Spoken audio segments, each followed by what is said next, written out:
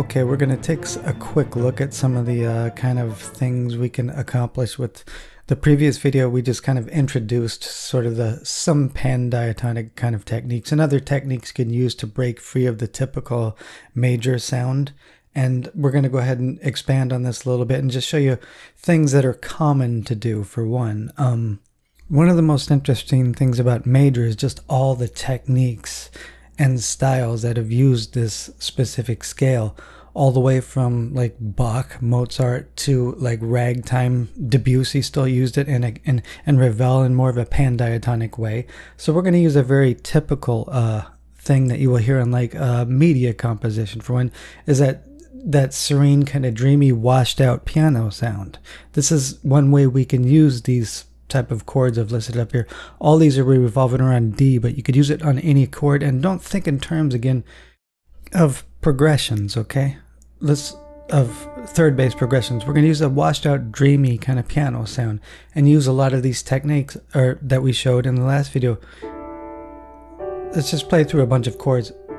So if you want to be like a media composer type, which I personally do not, someone like John Williams uses stuff like this all the time, even in his orchestral music, not just with a washed out piano. So it has, in the tonal sound here is still D, it's just we're not focused on these third bass triads anymore all the time. We're focused more on just voicings, interesting voicings.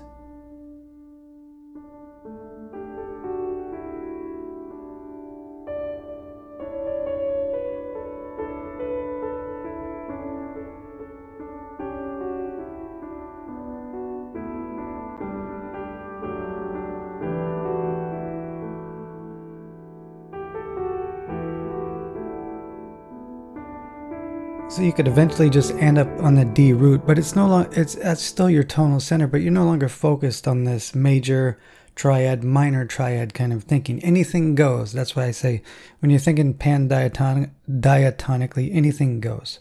So this is where your ear becomes your best friend. So you use this with you could use the same technique with a synthetic patch too, and it actually sounds very serene, just like this does. So let's switch to orchestra and voice and just see what else we can do. I don't usually use full ensemble patches because there's no split between anything, and to me that's what makes them sound very fake. And I don't even buy these, so I have to create them. So let's say you're tired of just doing basic triad, well, music, which has its place. I mean, you're going to have to do this, especially in media composing, you're going to have to do it all. But let's take something like a pedal point and concentrate on parallelism and move just parallel seventh chords. What happens?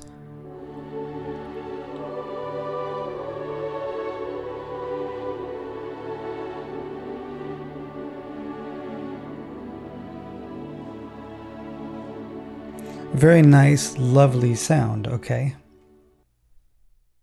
So you might do something like that to kind of give a serene kind of feel to major, just holding that pedal point and playing parallel major or minor seventh chords.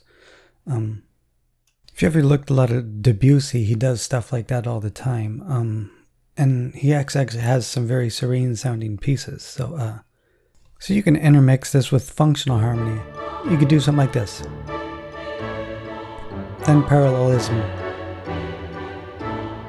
Okay. A little bit of sus chords, a little bit of regular chords, and then some parallel chords. Sus, D sus2, A, D sus2, A, G major 7th, parallel F minor 7th, E minor 9, A sus4. So this almost kind of gives us a pleasant, almost magical sound, okay?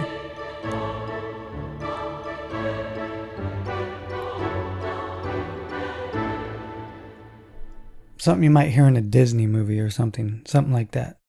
Again, that's very subjective because a lot of people use a lot of different techniques and scales over the same kind of scene, for instance. So, what to really get out of this is to stop looking at major as so third based and just look at other options like the pan-diatonic kind of methods, also intermixture of the two, and also look at parallelism. Just move parallel chords around like that. Major seventh chords, closed position, parallel. And minor sevenths. It's a really lovely sound, especially when you start using orchestra. And I apologize, I don't usually use these full ensemble kind of patches, but that's the only way to kind of demonstrate some of these techniques. So, and just to give you a general idea of what they might sound like if you split everything up.